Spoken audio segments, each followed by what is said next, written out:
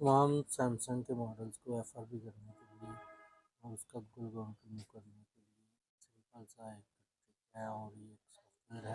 इसकी मदद से 90 या 80% मोबाइल को हम FRP कर सकते हैं। स्टार है, 0 स्टार हैश प्रेस करना है आपने। इसके ऊपर जो जब इसके लोगोज आएंगे, ये देखिए, तो ये वाले इसके जो है टेस्टिंग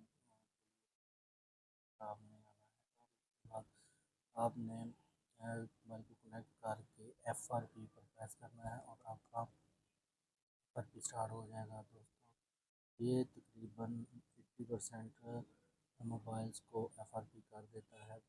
बहुत ही सिंपल है, आसान तरीके से कर सकते हैं आप। और जो है वो आप फ्री में FRP पास कर सकते हैं। वीडियो अच्छी लगे तो लाइक कर दीजिएगा, चैनल को सब्सक्राइब कर लीजिएगा, क्योंकि इस तरह की वीडियो अच्छी अच्छी और फ्री वाले टूल्स और पेड टूल्स की मैं वीडियो बनाता रहता हूँ। ये देखें, डन हो गया है, FRP कंप्लीट हो गया है इसका। और बहुत ही इजी और फ्री में आप ये जो है वो FRP कर सकते हैं। और गूगल अकाउंट एंड्रॉयड 11-12 तक भी रिमूव कर सकते हैं SAMFW टूल्स की मदद से।